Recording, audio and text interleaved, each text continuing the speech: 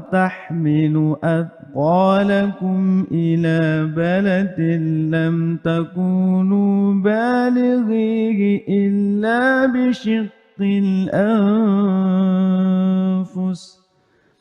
إن ربكم لرؤوف رحيم. An-Nahl ayat 7. Mereka hewan-hewan ternakmu itu memikul beban-bebanmu ke suatu negeri di mana kamu tidak sanggup sampai ke sana, kecuali dengan tenaga yang besar, dengan kesukaran yang sangat memayahkan diri kamu.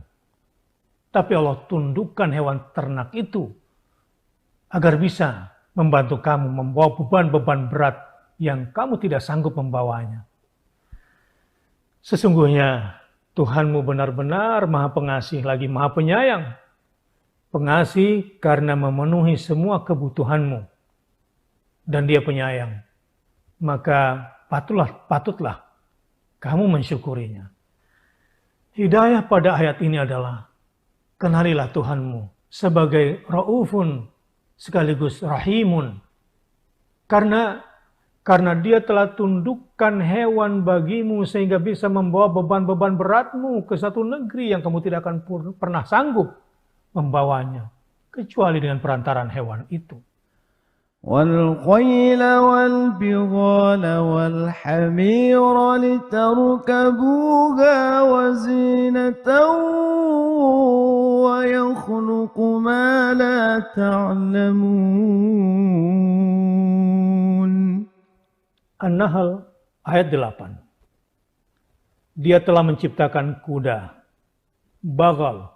Bagal ini hewan antara keledai dan kuda, ukuran besarnya. Dan keledai. Kuda, bagal, dan keledai itu agar kamu menungganginya dan menjadikannya perhiasan, sehingga kudamu menjadi mempesona matamu. Kamu lihat hal-hal yang menakjubkan pada hewan-hewan ternakmu itu. Allah juga menciptakan apa yang kamu tidak mengetahuinya. Masih banyak lagi yang Allah ciptakan buat kamu sebagai sarana transportasi bagi kamu. Tetapi juga pada saat yang sama memberikan rasa indah pada mata dan perasaan.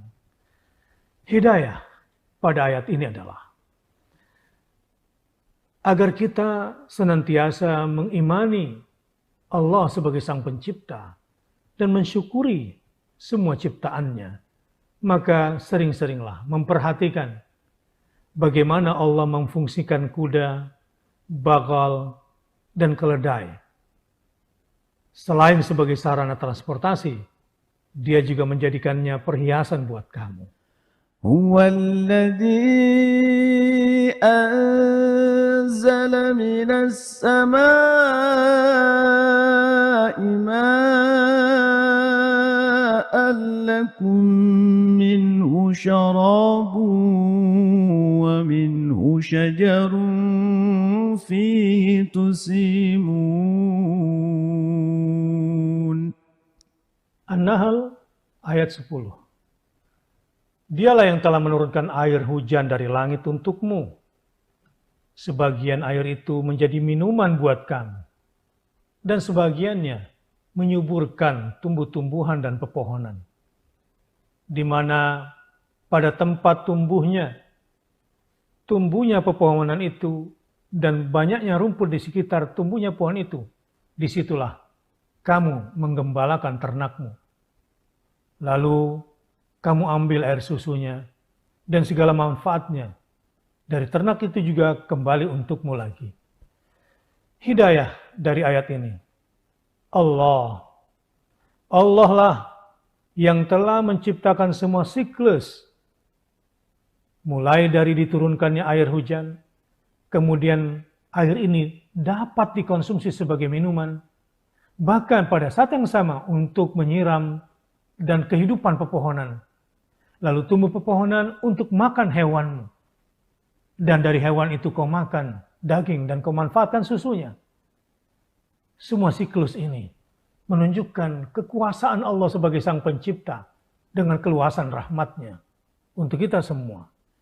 ينبت لكم به الزرع والزيتون والنخيل والأعناب ومن كل الثمرات إن في ذلك لآية لقوم يتفكرون.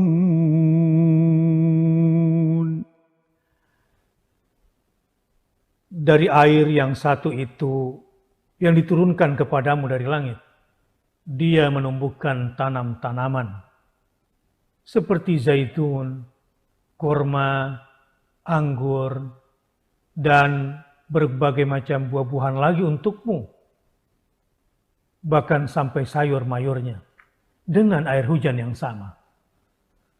Sesungguhnya pada yang demikian itu benar-benar ada tanda adanya Allah, tanda adanya kekuasaan Allah, tandanya ada rahmat dan kasih sayang Allah. Bagi siapa? Bagi kaum yang berfikir. Hidayah pada ayat ini adalah bahwa bagi orang-orang yang senantiasa menggunakan fikirannya, lalu melihat ciptaan-ciptaan Allah, maka di situ dia akan menemukan keberadaan Tuhannya. Bahkan melihat ciptaan-ciptaan Tuhannya yang telah menurunkan dari satu air hujan yang sama bahannya, tetapi keluar berbagai macam tumbuh-tumbuhan dan berbagai macam buah-buahan, bahkan sayur-mayurnya, bahkan aneka ragam bunga-bungaan.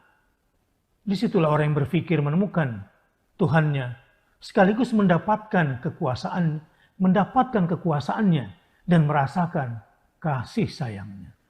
وسخر لكم الليل والنهار والشمس والقمر والنجوم مسخرات بأمره إن في ذلك لآيات لقوم يعقلون. An-Nahl ayat 12. Dia pula yang memudahkan malam, siang, matahari, dan bulan untukmu. Sehingga kamu mengetahui hitungan-hitungan waktu, menentukan tahun, menentukan bulan, bahkan menentukan minggu dan menentukan hari.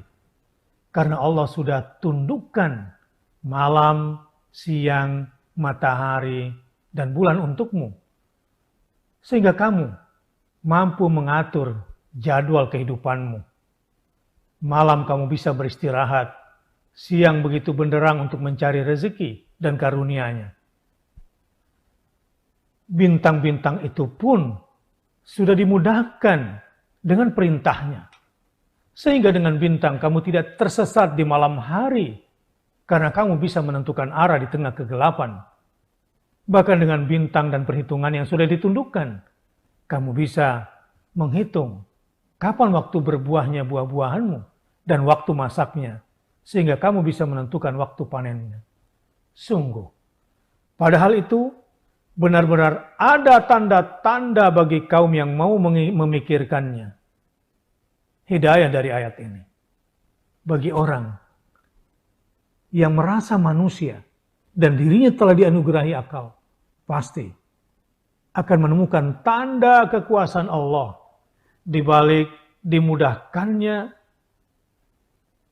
matahari dan bulan, malam dan siang, dan dimudahkannya bintang-bintang setelah ditundukkannya untuk kita semua, bahwa adalah Allah yang Maha Kuasa, Allah yang Maha mengatur sepenuhnya, Allah yang Maha mengendalikan alam ini, termasuk semua yang kita butuhkan ada dalam kendalinya.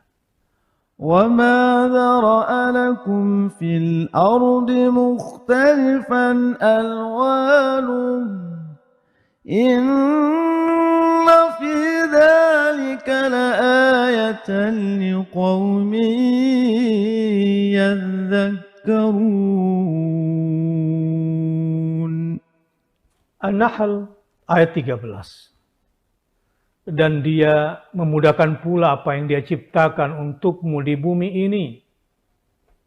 Ada buah-buahan, bahkan ada barang tambang, dan ciptaan-ciptaan lainnya yang diciptakan dengan warna yang berlainan dan kegunaan dan fungsi yang berbeda-beda.